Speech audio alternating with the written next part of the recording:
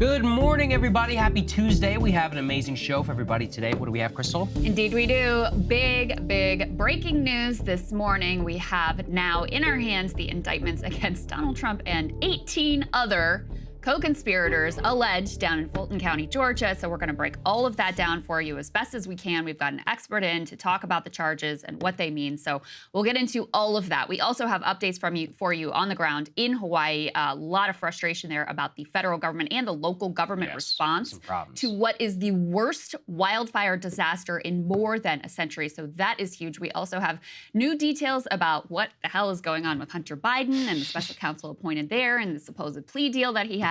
We've got some really troubling numbers about suicide in this nation, which has once again spiked. And we have a pretty interesting exchange between Bill Maher and Marianne Williamson that we wanted to show you as well. Before we get to any of that, though, you know, with all of these indictments, this really does mark the official beginning, unfortunately, of the campaign season. And we do have some really big plans here at Breaking Points, new things that we've never done before. And I just want to thank all the premium subscribers who are enabling that and helping to make that happen. Yes, that's right. I know, and I can't stress that enough. Whenever we have big breaking news, a lot of this stuff came out at 1 a.m. last night. Our team has to work a lot of extra hours. You guys are the ones. Shout out to Griffin. Yeah, shout out to our producer, Griffin, our graphics team, all the guys in the control room. We have to flex everything. That's part of what being a real news organization is. It costs a lot of money. So you guys are the ones who help fund all of that, and we can't thank you enough. So breakingpoints.com if you are able to. At the same time, the situation in Maui continues to get worse, and there's a lot of questions around the federal government's response. So the FEMA director and the White House were pressed about this yesterday, both about what the damage on the ground actually looks like and whether President Biden will deign to visit Hawaii anytime soon. Let's take a listen to those responses. I did arrive here on the ground very early Saturday morning at the direction of the president. And it gave me the opportunity to spend 2 full days, one full day with Governor Green and the second full day with my staff, as well as members of the governor's staff, to get a true understanding of what the impact is as residents continue to mourn the loss of their friends, their loved ones, their neighbors, the loss of their homes and their way of life. We know and let them know that we are mourning with them. Nothing can prepare you for what I saw during my time here, and nothing can prepare them for the emotional toll of the impact that this severe event has taken on them. And as you heard, I have been in continuous communication with the president since these fires started. I have been giving him updates and his team updates, letting him know what the federal family is doing to support everything that Governor Green has asked for. FEMA has activated our Transitional Sheltering Assistance Program, which is now available for eligible residents who were displaced from their home. This is FEMA's hotel program, and this will allow them to move from shelters into pre-identified hotels or motels temporarily as they develop their long-term housing strategies. Does he want to travel there eventually to survey the damage and meet survivors? So obviously I don't have anything to announce at this time. Look, we're going to continue to have conversations with the administrator, certainly the governor in Hawaii, on what the opportunities might be, what that may look like for a trip. But right now we just don't have anything to share. Nothing to share, Krystal. He's got nothing on the schedule. What they did have time to put out, though, was a tweet in which they wanted to assure the residents of Maui, don't worry, guys, you will be getting a one-time $700 payment from the federal government as part of the disaster relief. And people couldn't help but notice, I'm basically doing my whole monologue, that came on the same day that we announced a $200 million routine distribution of military aid to Ukraine. Interesting. The other problem is that not only has President Biden offered now not a single word, a public word, about what's going on, you can clearly see from the FEMA administrator, she's trying to be like, I've talked to him every day about this, all this. Well, okay. At the same time, guys, can we please go ahead and put the B4 up there on the screen? Biden announced literally on the same day that he will be going to Lake Tahoe for vacation next week, refusing to take any questions on this fire, as he said, one of the deadliest wildfires in over a century. And look, Lake Tahoe, I like Lake Tahoe. It's a nice place. Certainly sounds like a great place to take a week of vacation. But the crazy thing is he's announcing this after he just got off of a vacation, Rehoboth Beach in Delaware at his private home, where he again did not offer a single comment on what's going on in Hawaii. And ironically, yesterday I was like, look, if Trump were smart, any of these people, they would say something about Maui and they would, travel to the state. Same thing that they did in East Palestine. And Trump literally did that right before he even got indicted, showing that he does certainly have some political skill. Here's what Trump had to say in criticism of Biden. The sad thing is, it should never have happened. Our government was not prepared. And very importantly, the aftermath is going very poorly, with the governor of the island wanting to do nothing but blame it on global warming and other things that just happened to pop into his head. When asked about it today, as he was getting into a car, perhaps coming home from the beach, where he has been spending a great deal of time, crooked Joe Biden, the most incompetent president in the history of our country, with a laugh and a smile, said he had no comment on the death and the tragedy. To say no comment is oftentimes fine, but to be smiling when you say it, especially against such a tragedy as this, is absolutely horrible and unacceptable. It is a disgraceful thing that Joe Biden refuses to help or comment on the tragedy in Maui, just as he refused to help or comment on the train derailment in East Palestine, Ohio, for a very, very long time. So this is becoming a political problem for the Biden administration, Krystal, and it's just a continued same. I don't know how they don't learn the lesson over and over again. East Palestine was a disaster. Here, I mean, clearly, after the single day of the no comment, like, why can't you take the podium and at least offer something? You got to be able to show the American people are actually doing something. And it's just particularly a terrible look whenever you're shipping and asking for billions of dollars more for what's going on in Ukraine, literally for disaster humanitarian relief. You actually have two former presidents who are showing up right now in this regard, because at least Barack Obama, who, grew up in Hawaii and obviously cares about the area, has been posting and talking about it and trying to raise funds for relief, et cetera. It's posting videos, him and Michelle, et cetera. So, I mean, listen, there's two pieces here. There's the reality, which is the most important piece. Are people getting the relief and the help that they need? Is there a massive effort being mobilized? This disaster it's hard to wrap your head around. I just took a look. This morning, we've got 99 people confirmed dead. You still have estimates of over 1,000 who are missing. That death toll very much expected to rise. We have not had a fire that deadly in over 100 years. This is devastating to this area. And I can't help but think, if this happened to some part of the country that Joe Biden had more connection to, cared more about, there would be a totally different response from him. So there's the reality, and we played for you yesterday, residents who are saying, no, we are not getting the help that we need, and I think we ought to take that seriously. Number two, there's the optics of that. And you could say that it doesn't matter whether he says the words or doesn't say the words, but when it's an American president and you have a national tragedy, of course it matters that they say that they care and that they don't just say no comment and that they don't just then go on vacation. And I guarantee you that there would be a tidal wave of criticism of Trump. And there was a tidal wave of criticism of Trump when he similarly failed in the Puerto Rico response and the way he went there and cavalierly tossed, paper towels, et cetera.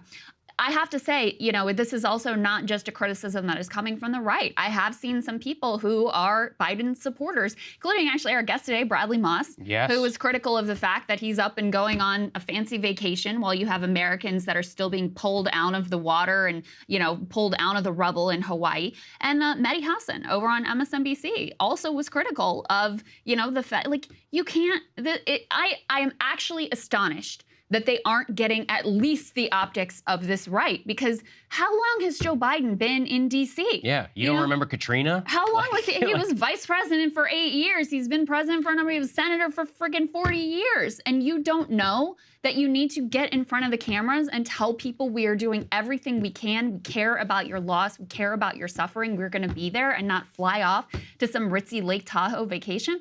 I am actually, at that, the incompetence I'm not surprised at, even though that is the worst of it.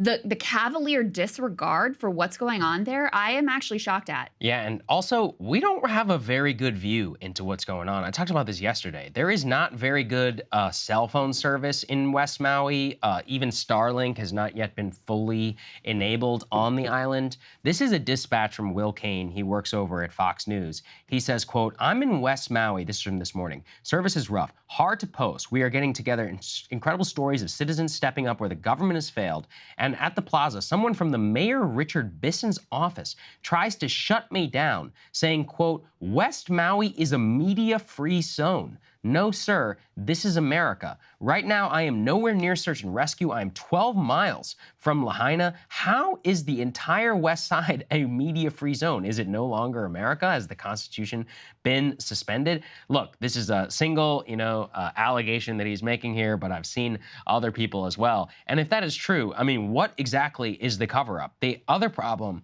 that I've seen is that the incompetence of a lot of these local officials I talked about yesterday. Yeah. You've got this large military base. Apparently the guys on base are like, hey, let's go. We're ready to roll. The problem is that the coordination around actually delivering some of the aid has been a total nightmare. People are trying to organize on freaking Instagram and social media to bring propane. Nobody knows whether their loved ones are dead or alive. You've got an infrastructure nightmare. The other thing is that there needs to be a serious accounting about what the hell happened. Let's go ahead and put B5, please, up on the screen. You can see here, as the inferno grew, the Lahaina water system completely collapsed. Firefighters who rushed to contain the wildfire found that the hydrants were running dry, forcing crews to embark instead on a perilous rescue mission. So these guys are rolling in here, their infrastructure collapses underneath their feet. Then it comes to a question of like, is nobody testing these things? What exactly is the city's job here? What about the state? Who knew? If that's true, how many hundreds of people are now possibly dead as a result of the fact that the infrastructure collapsed underneath? Fire. Which I can't help but say, it's like, well, then maybe that's why they want to keep some journalists away from what's going on the ground. So look, the feds, at the very least, they should have been in control for the last 3 days. I don't know what the hell the president is doing, like you said, from the optics perspective. And then media too. I mean, we've got to get some serious resources on the ground here in Maui, because this could be Katrina level screw up by local, state, and federal authorities. There was also an early warning system. Oh yeah, that go failed off. to sound. Right. So there's a lot of questions, for the days ahead. I mean, the immediate task is just relief, recovery, being able to get people housed and, to the extent possible, back in their homes and begin the process of rebuilding. And those are the immediate questions, but there are a lot of longer-term questions about the things that went wrong here. I think to give the local official side of the story, they would say, we don't want the press there because we're just focused on recovery. We don't want any distractions. And even with the presidential visit, like, I could see the argument, and I've heard other presidents and governors and whatever make this argument in the past of like, listen, right now, I would just be a distraction. Yeah. There's nothing I can really do to help. Let's get the relief effort underway, and then when it's appropriate, then I will go and make a visit. So Karine Jean-Pierre, just say say that. Say that. Right. I mean, that is actually a reasonable response, but just to say I've got nothing for you on that, and by the way, he's headed to Lake Tahoe, completely unacceptable. Yeah, that killed. Listen, people don't know this, but Bush had a decent approval rating. It was hovering around 50, even in the depths of the Iraq War. Where he really lost the American people was Katrina. There's that famous photo that came out.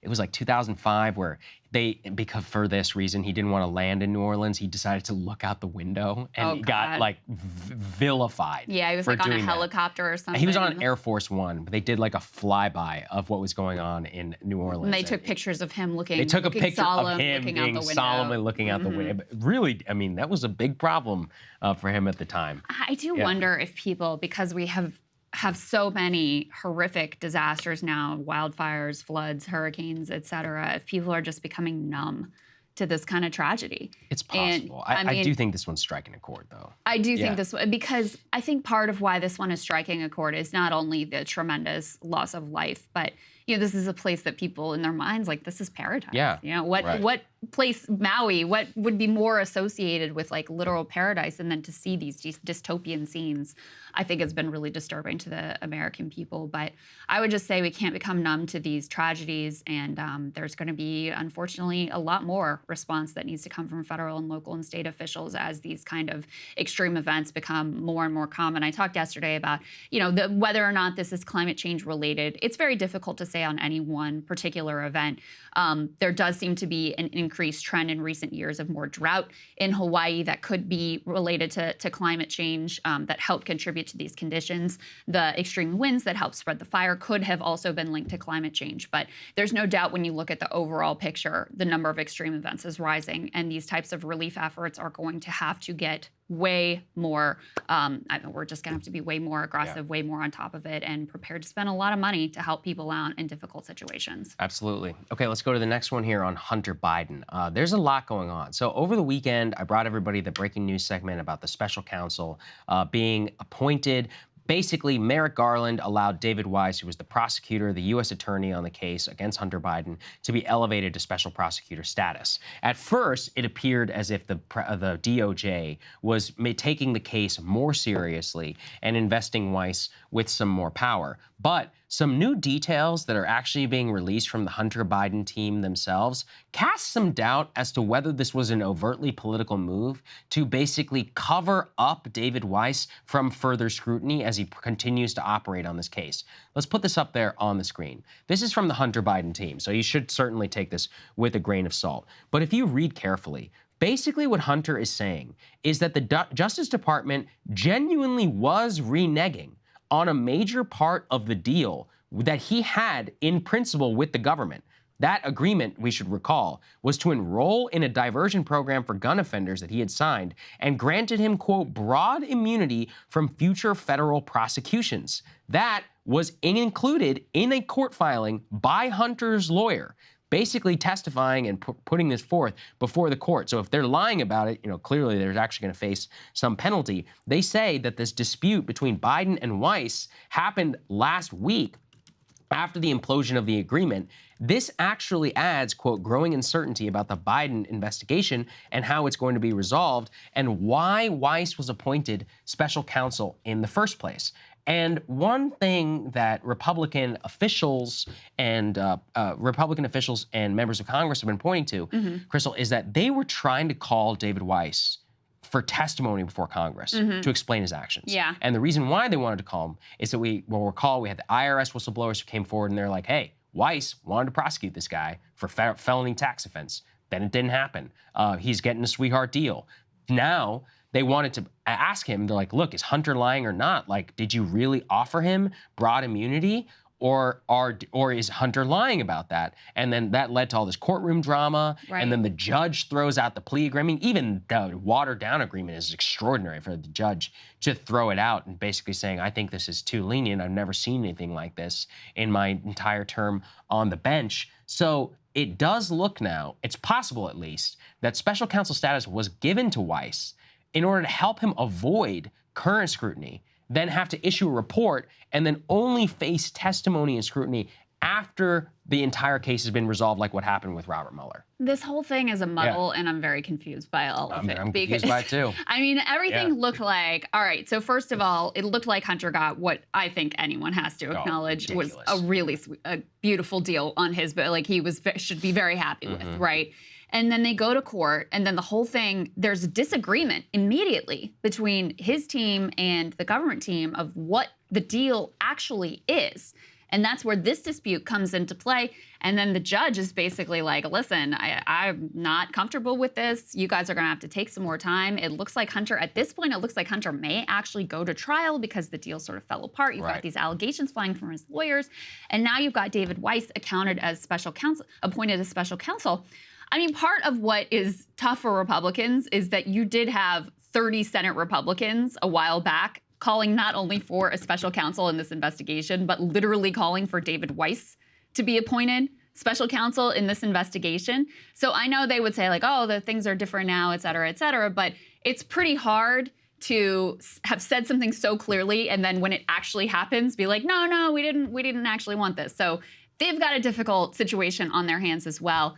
In terms of why he was appointed now, what the goal was, I really am going to reserve judgment because to me, it's such a muddle and a mess, and it's so confusing at this point. What was promised, what wasn't promised, you know, what Hunter Biden's understanding was, what the government's understanding was. David Weiss has himself said confusing things, claiming he felt he had all the powers he needed. Right. He didn't need special counsel powers. Right, but so then, why are you giving it to him? Then why is he getting them now? Yeah. So to me, it's a muddle and a mess, and I'm reserving judgment, but it doesn't look good. No, it does not look good at all.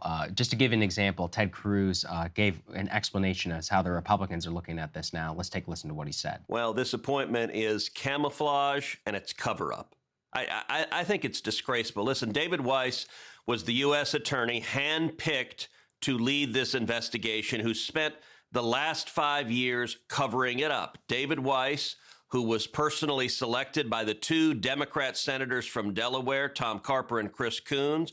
For 5 years, the investigation has gone nowhere other than to protect Hunter Biden and Joe Biden. Not only that, David Weiss is the one that is subject to 2 whistleblower complaints from senior career IRS officials who came forward. They said they'd never seen an investigation like this in their entire time in law enforcement. They said that the Department of Justice, lawyers working for David Weiss, protected the Biden family. So that's the Republican view of it now. And I do think it's interesting, like you said, because originally some people did actually ask for a special counsel. Ted Cruz being one of them. Ted Cruz being asked one of them. for David Weiss to be appointed as special counsel. And then now, though, I mean, it does come down to timing. It comes down to what exactly it's going to look like and why this appointment was made. Mm-hmm. Is this case going to go to trial? Is a plea agreement actually going to happen? And actually, even the current case, it doesn't even concern me that much because I don't care as much about the tax charges. I want to know about all this money that was flown in here. I care about what said money that tax was not paid on. Where did it come from? Why was it paid? For what purpose? Some of that has been released. Now the $20 million or so that they've revealed in transactions, which is extraordinary for so-called, like basically, Hunter wanting to avoid registering as a foreign agent. Those are the cases that I actually want to see and the actual investigation. So is he even going to go into that? Because that's one thing Weiss floated before the judge was, we may still explore an investigation or whatever into that. But then I've also seen that one of the criticisms of Weiss is that he's been waiting for some statutes of limitations also to expire in some charges that could have been brought against Hunter, and he's been dragging his feet on this case now for almost for several years that he's been in charge. So yeah, the entire thing doesn't make any damn sense. Yeah, I mean, listen, on the Republican side, they're going to criticize, no matter what was done here, they're going to criticize. Yeah. So, I mean, it's pretty blatant when you literally ask for exactly this outcome and then the outcome happens and you're up at arms. And I love how Ted Cruz conveniently leaves that out when he's talking about his 5-year cover-up or whatever. Like, if it was a 5-year cover-up, then, that was going on back when you were calling for this man to be appointed special counsel. I sort of disregard the things that they say. In terms of what we do know, I agree with you, Saagar. These charges are directly about Hunter Biden. They are not, except tangentially, about Joe Biden.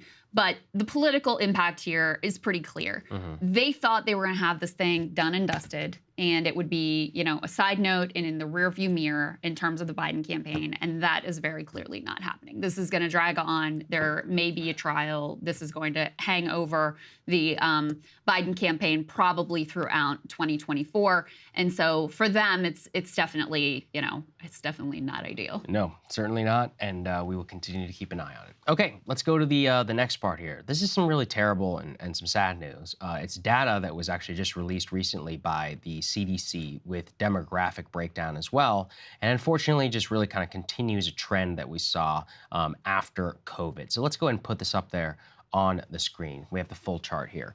Overall, the number of deaths by suicide here in the United States actually increased 2.6% from 2021 to 2022. They have an overall demographic breakdown here, and some of the trends are some things that we've been trying to highlight on the show now for quite some time. As you can see, the number of male suicides stood at some 39,255 in the year 2022 in the United States. Female suicide also increased, actually even more so at a higher rate, from 9,800 to 10,194.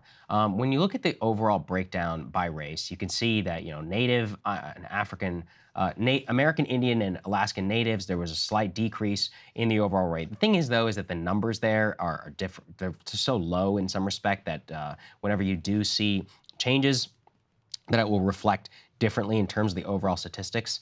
I think the important thing was to actually look at the age demographic and at some of the really troubling trends that we're beginning to see. So luckily, I guess, the 10 to 24 year suicide rate went down by 8.4%. There is still some analysis about happening with young girls, young men, social media and all that. That's a whole other discourse that we can step away from. The problem that you're really seeing here is that from 45 to 64 years, there was a 6.6% increase in the suicide rate. But over 65, there was a 8.1% increase in the suicide rate, Krystal. That is particularly troubling and underscores a lot of issues around. Look, we talk a lot about boomers here on the show, about boomer wealth, about how in many respects the luckiest generation that set us all up for failure. But we also don't forget, and I was just looking at some retirement data just yesterday, over 50% of people don't have a single dollar in retirement saved. A lot of old people are in a real bad situation. They are a blown tire away from bankruptcy, and they literally only have a Social Security check to rely on. And in many respects, that is not enough in order to make rent, make food. There's a loneliness crisis as well that has hit. There's also a big generational question around people who are elderly and whether their relatives should care for them or they're going to just dump them in a home. And unfortunately, so sad. if you look at the discourse and all that, I think a lot of that is reflected in that over 65 number. And one of the reasons why you should always care about the suicide rate, especially whenever it goes up, is Andrew Yang said this during his campaign. I still think it's one of the most profound things he ever said. The most basic reflection of a society doing well or not is, are people living or are people dying? And we have a lot of deaths right now. We have massive deaths of despair. Suicide rate is just part of that. Drug overdose and all that also went up in 2022 to basically an entire Vietnam War of people killed. One of the number one causes of death, accidental cause of death now, is no longer car accidents for younger people. It's actually drug overdose, specifically by fentanyl. So these are all deeply interconnected around what we see, and it is a deepening sign of overall sickness. Increases in the suicide rate now over the last several years are something that we are really beginning to see is an overall trend. And if you do need help, please seek it from a friend, call the suicide hotline or any of that, because it's just it is a sign of deep sickness that we can see here. Yeah, absolutely. Just to lay out some of the additional numbers of who is most impacted. Both men and women saw an increase in the suicide rate year over year, but men continue to make up 4 times the rate of women in terms of suicide. So men are 50% of the population, but nearly 80% of suicides. And to dig even more into the age numbers, the highest rate of suicide comes among those age 85 plus.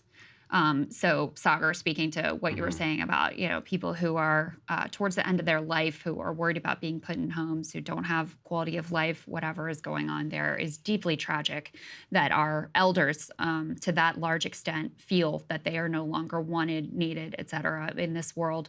The third highest rate is actually among those aged 25 to 34. So people who are kind of, coming into their prime earning years, who are, these are millennials and Gen Z who may be struggling with, not being able to find purpose in life, not being able to get the kind of job that's going to give them any kind of stability.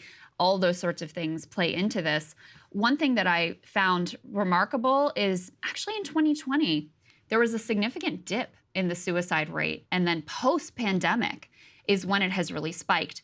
And listen, there's a lot of ways we could speculate about why that may be the case. But, we were looking at, we're probably going to cover for this weekend, numbers of homelessness. That also dramatically declined during the pandemic because of some of the government supports that were put in place. So I wonder if some of those government financial supports that were in place during the pandemic didn't also help to curb the suicide rate, because we know that's possible. We know when people are under severe economic stress is one of the times men in particular are more likely to commit suicide. Yeah, I mean, that's the one thing I really found whenever I went deep into guns, because everyone's always like, oh, mass shootings. I've talked about this before. And I was like, okay, well, what is a mass shooting? Like, what does that even mean? The way that you and I would understand it is like a school shooter. That's incredibly rare. Mass shooting is defined by the feds is 3 or more people who are killed. They dropped it down from 4. So I'm like, okay, what are these incidents?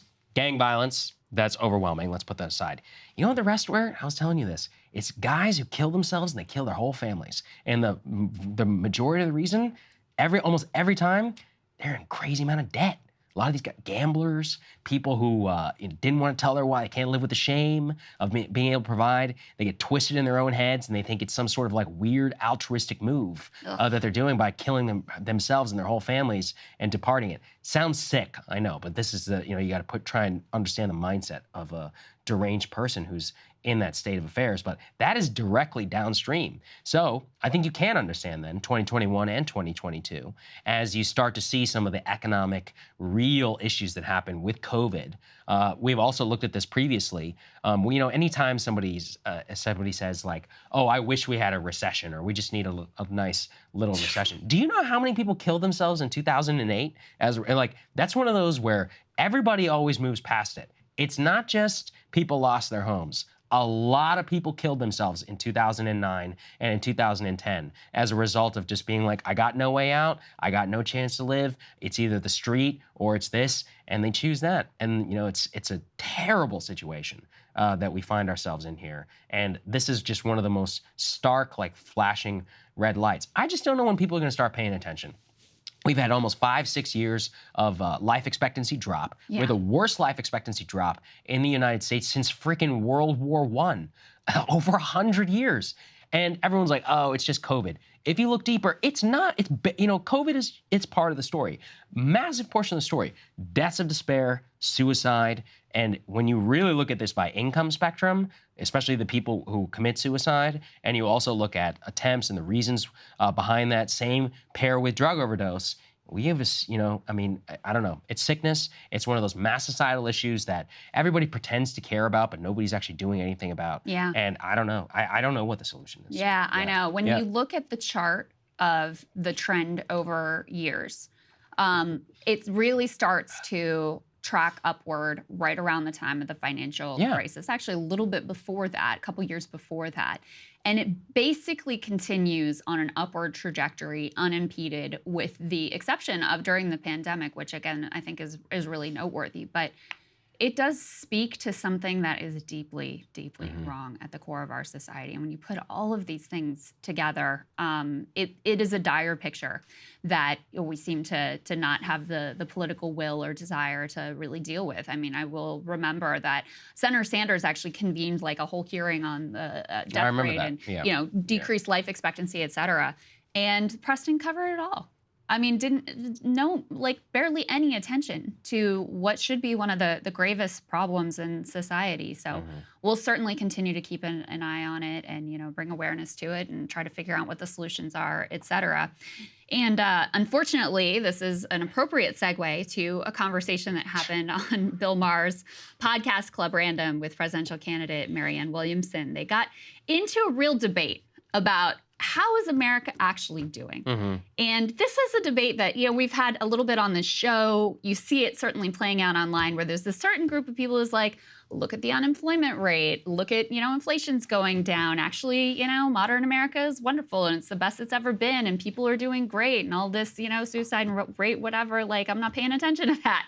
And you have other people who are saying, look at the number of people who are food insecure, look at the suicide rate, look at the overdose rate, look at the number of people who are struggling. So anyway, that debate played out a bit between Marianne and Bill Maher on his show. Let's take a listen. Medicare. But it's not Medicare for all. Unemployment. It's Medicare. It's not Medicare for all. Well, Obamacare is getting very close to Medicare for all. We still have 85 million Americans who are underinsured or uninsured. And you have to be really kind of buffered emotionally if you think 85 million people does not matter. No, I hope I'm not the straw man who thinks 85 million. Yeah, I'm not saying that you are, but I'm just saying when people say, oh, well, that doesn't matter. No, but I'm also saying that when you just ride around, you just see a country that does not look like it's falling apart.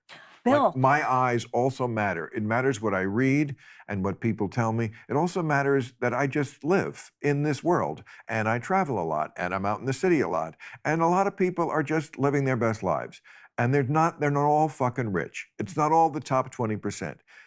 For all its horrible problems, this country still somehow, how we got through the pandemic and didn't go broke, I don't know. I mean, we probably will in the future. Maybe it's the inflation is part of that issue.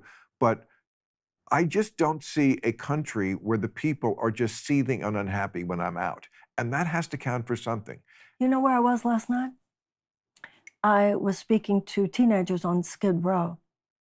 Do you know how many people are homeless in Los Angeles County on any given night? 70. If you go to Skid Row, you're going to, okay. That's my point. You say you drive around, but where do you drive around? Okay. You don't drive too many miles. Of course, why would I go to Skid Row? That's kind of my point. So you don't really, you say, I don't see anybody going through that. That's I right, don't. you're not driving there. And most They're people more don't. than an underclass. Yes. There's this invisibilized field of suffering it's out there. not more than an underclass. It's an underclass. It's a too large underclass that this country, that it's a scandal that we certainly can't seem to address it. No. It's not that we can't address it. It's that in order to address it, you have to challenge the corporate bottom line.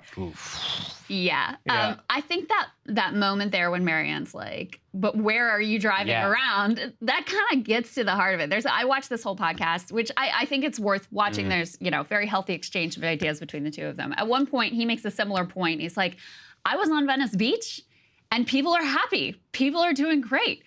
Do you know, I just looked up median price of a home in Venice Beach, $3.7 million. I know. Yeah, I was going to say $3.7 million. Listen, life is great if you're on Venice Beach. I love Venice Beach. It's a pretty cool area. That wouldn't be my metric of whether society's doing well. It's like, yeah, if you drive around Beverly Hills, I'm sure that's what you think. That clip is actually one of the best illustrations of how class divide in this country really changes the way that we have a perception, and why separation in particular of enclaves of super zip codes have created alternative realities. So if you live in an area where you have a median household income, the Washington, D.C. is the best example. We have one of the richest areas in the entire country. I think it's like 4 out of the 5 richest counties in the United States surround Washington, D.C. So if you are in Bethesda County, where the average person has a master's degree, and you're at Whole Foods, yeah, life seems great. Everybody you know genuinely is doing well. Yeah. If you do it in Arlington County or Fairfax, certain areas of Fairfax, Loudoun County, particular like enclaves, that's obvious. If you drive 2 hours south, we were talking about Richmond, north of Richmond. Let's say you drive 2 hours south to Farmville, Virginia. I don't know if it's 2 hours, but something further, like that. but anyway. Okay, yes. If you drive a little, well, now you're living in a whole other world. And the irony actually is here around DC is in the same cities, counties actually, you can go from actually like one of the wealthiest suburbs in the entire country, and you could cross a county line and you can be in the straight up ghetto. And that is exactly the point that I think Marianne was trying to illustrate. And the divide and the separation causes people not to understand actually on a bigger macro level what is really happening. And that's also why subjectively trying to judge your environment, sometimes that's important, But in many cases, like I think kind of what he's getting at, it's just not a good way of trying to judge whether the country is doing well or not when you literally live in one of the richest cities in all of human history. Right. And probably one of the richest areas, I'm just gonna guess. Yeah. He does. Okay. Yeah. Yeah, you don't have to go to Farmville, Virginia. I mean, go to Southwest DC. Yeah, I know. I mean, it's not far away.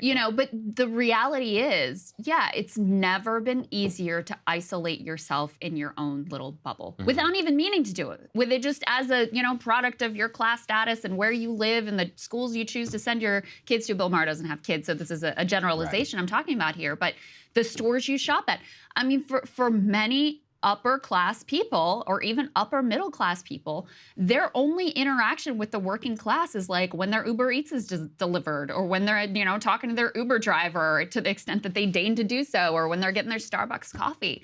They don't live in the same neighborhoods. They oftentimes, don't share the same culture anymore. Their whole experience of the difficulty of living in America has so wildly diverged. And I do think that's the important piece that really comes out here. And so when Marianne says, do you know where I was last night? I was on Skid Row. And he's like, well, why would you go there? I mean, that kind of shows the whole thing. It becomes so easy to just avoid the unpleasantness.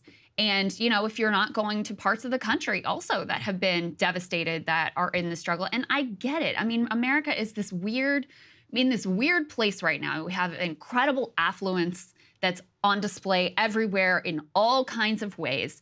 And then you have, just underneath the surface, rising insecurity every single month. The number of people who are relying on food banks, the number of people who can't make rent. In that state of California, only 16% of people can even afford a home, 16%. So you have to be privileged just to like sniff the idea of becoming a homeowner, not to mention the suicide rate we just talked about, not to mention the overdose and addiction rate, not to mention the, the vast suffering that has continued to creep up as pandemic era programs have been stripped away. $1 trillion in credit card debt hanging over people's heads at this point. So, but yeah, I do think that probably the most important takeaway, as you said, Saagar, is just how easy it is now for you to isolate yourself without intending to, without being a bad person, without trying to live in a bubble.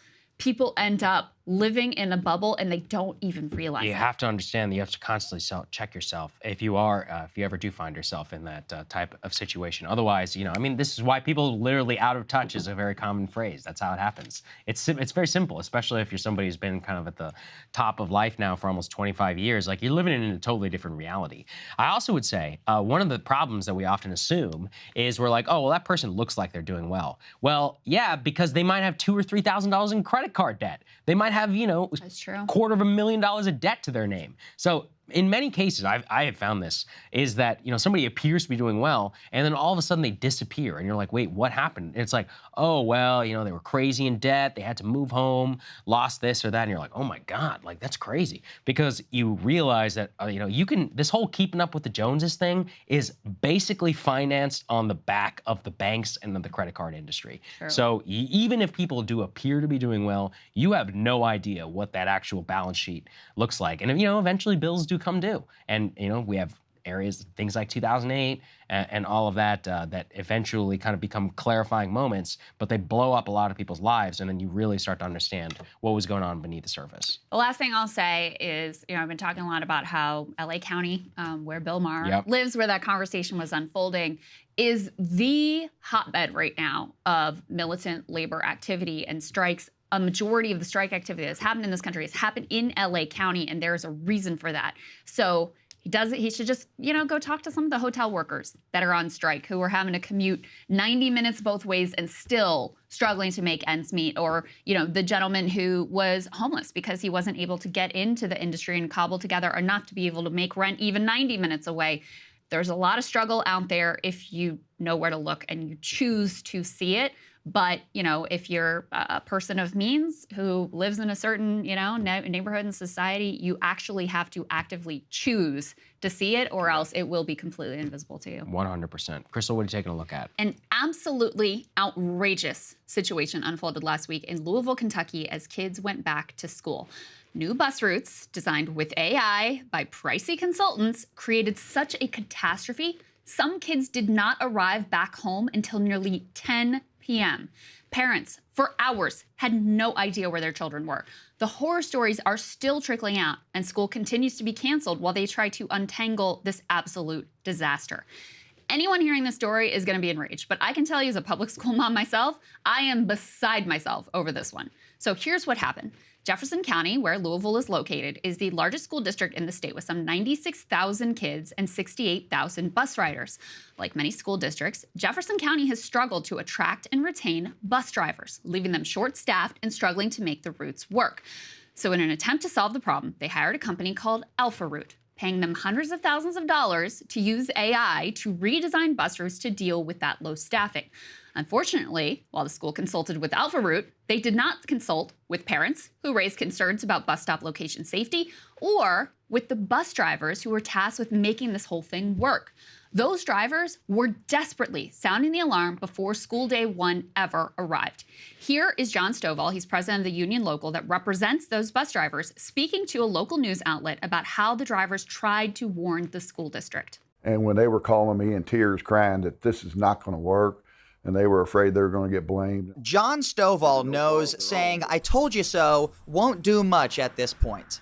No, because it doesn't really solve anything. His drivers had been practicing the routes before Wednesday and telling him the lefts and rights didn't add up. Also, they were going all the way across town. I'd had like a driver drive out of Willhoit compound, which is all the way out in East End, all the way to Valley Station for one kid. And sure enough, absolute calamity ensued. Some buses never showed to pick kids up at all. Some were hours late. Some kids were not dropped off till nearly 10 p.m. at night. They had to go all those hours with no food, no water, and parents at home terrified having no idea where their kids were and when or if they were ever going to make it home. One parent told the AP that one of his young daughters was covered in urine when she finally arrived home at 9:15 p.m.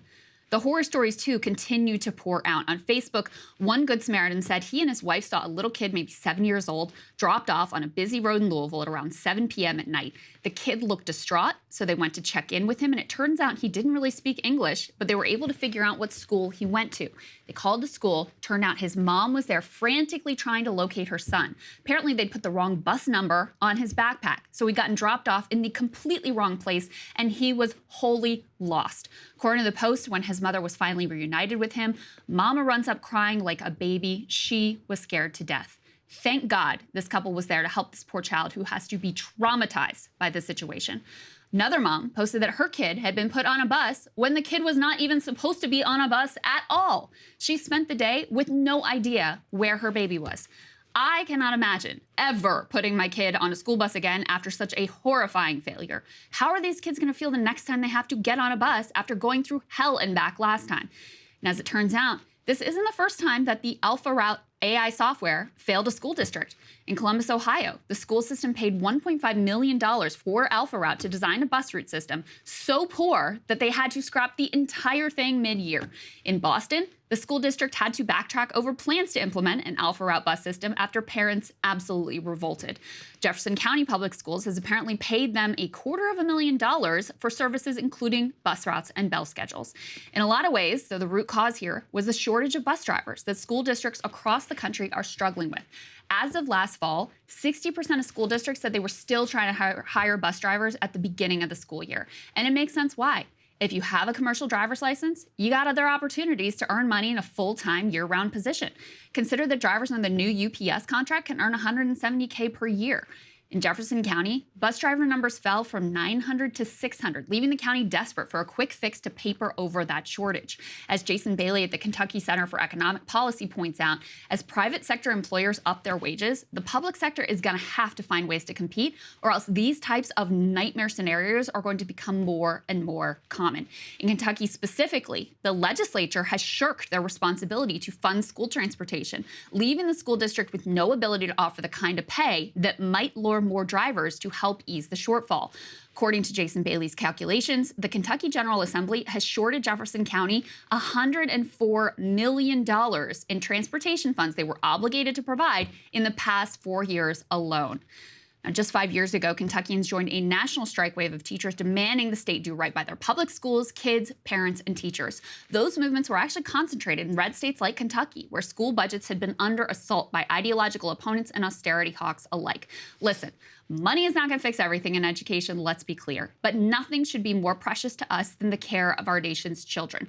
Please, fire the AI consultants, fund the transportation budget, pay the dang bus drivers more, and for God's sake, do whatever it takes to make sure this mess never happens to another child again.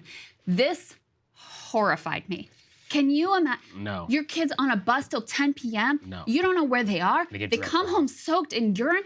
I can't. Well, A, parents should be beside themselves, but B, it's a good, every time cost-cutting maneuvers come, it always, seems to end up in a disaster situation like this. Yeah. Also, how did they end up getting paid so much money, for this contract? When then, are they going to get reneged? Are they going to get sued? Is there any recourse here? Well, it shows you also some of the limits of the new tech. AI, that right. there's such hubris.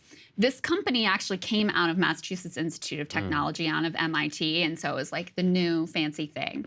And so, they thought they could just spin up these routes and crunch the numbers and not consult with actual human beings who had to make this work. And that hubris is part of what led to that. So I played John Stovall, who is a personal friend of mine, who represents these school bus drivers, and they only got their routes a week in advance.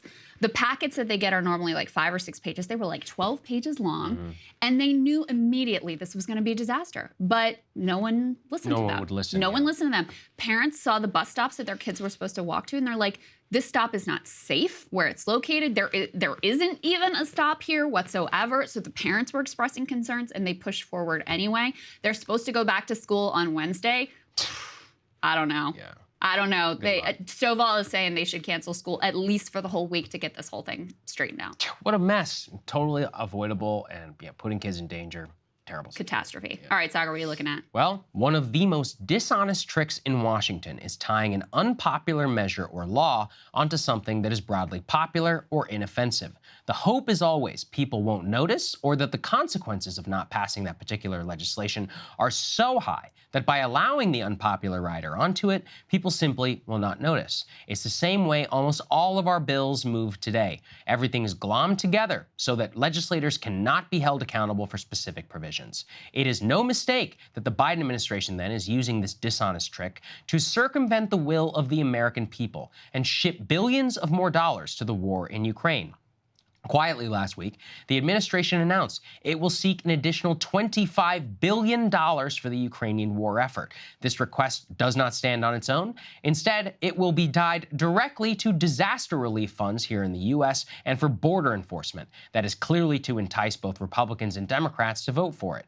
The request is not a mistake. It was made in the very same week that the majority of Americans came out against increased military aid to Ukraine and who think the historic $100 billion we've given them has been quite enough. The new funds, shockingly enough, are not even enough to, quote, get them over the hump, or even the promised end of requests from the administration.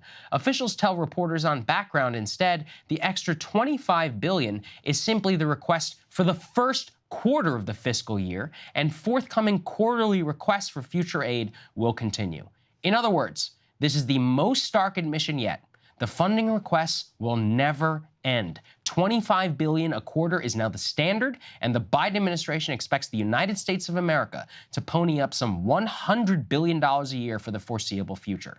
The stunning admission by the administration reveals much about this conflict. First and foremost is this: how much of a sweetheart deal Ukraine and Europeans are getting from Biden. To understand how historic U.S. aid to Ukraine already has been, consider it in this context. The Marshall Plan, which was the total commitment to all of non-Soviet Europe to rebuild them after World War II, cost $150 billion inflation adjusted for today. That is nearly approaching the sum the Biden administration wants to send in just 2 years to Ukraine, a country of which we have no trade relationship and is insignificant to the affairs of the world and our economic future. I once again am forced to show you this chart, which shows that whenever it comes to who's bankrolling this endeavor, it is almost entirely the United States. The U.S. has shelled out more than double what the entire European Union combined has. It has shelled out 10 times what the U.K. has, 10 times Germany. Germany, the largest economy on the entire European continent, whose security is arguably most threatened amongst the great powers of Europe, tries to make a show after the U.S. request. Here's what they will now consider. They will consider sending Ukraine $5 billion of military aid a year for the next 5 years. $5 billion. So basically, they will consider sending Ukraine over a 5-year period what Biden wants us to send Ukraine for a single quarter of this year. This is outrageous considering two things: the massively declining importance of Europe to the American way of life and the global economy. 2, the actual effect of said military aid on the ability of Ukraine to actually achieve realistic victory and the associated costs to U.S. defense readiness. I've done a whole monologue already on the question of Europe's declining importance to the United States, which I encourage you to go watch. But let's focus then on the latter part, and let's be really real. The U.S. and the global community have provided Ukraine with enough military aid to hold off one of the largest militaries on earth and hold nearly 80% of their own territory. That, on its face, is a tremendous victory. But because we have never defined terms, we are allowing Ukraine to hijack the debate. Instead of the story of their defense as a historic victory, which it is in context, they are refusing to accept any victory definition except for total restoration of their borders before the Russian invasion and reclaiming all of Crimea. Now, to accomplish this, they are expending thousands of their lives on the front line, requesting every weapon that the U.S. and Europe has at its disposal, and are firing some 90,000 shells per month. How has that worked out? Well, as you can see, despite the billions of dollars that we have pumped into Ukraine ahead of the anticipated counteroffensive, they have been able to take back a paltry area controlled by Russia. On a meaningful level, it is negligible. It basically looks like a battle line from the First World War. This is with the constant pressure on the front line, firing more shells in a month than the U.S. is able to produce in 4 months, even with higher production quotas. Ukraine firsters here in the United States are already changing their tune. They say continued aid to Ukraine, no, it's not about this year. Now they're riding off the counteroffensive. Now it's about the next year. The Wall Street Journal lays out this view. Since Ukraine was unable to achieve this year, maybe they can do it next year, but only if we send them even more weapons, more advanced weapon systems like F-16s, more tanks, maybe, just maybe, that'll give them a chance then. There will always be just one more weird trick that the Ukraine firsters can come up with, which may just turn the tide of battle. All it takes is a compliant population willing to watch as we ship hundreds of billions into a conflict zone that is grinding through conscripts on both sides and endangering global security over a matter, again, which does not matter to us at all. The brutal truth is that an extra $25 billion is not going to do a damn thing, considering how much they've already chewed through and the results that they themselves have to show for it. This is especially true when aid to Ukraine is directly cannibalizing actively available arms for the United States military and our allies, which actually matter to our security and our economy, like Taiwan.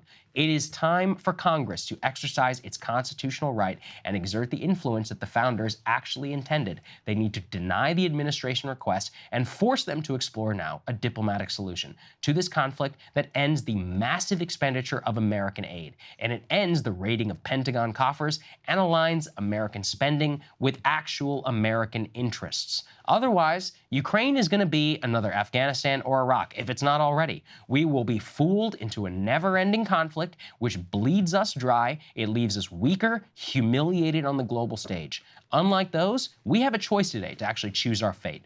We need to make the right one, and we need to end this thing once and for all. I mean, it is, how unbelievable is it that they're like, this isn't the end. This is the first quarter.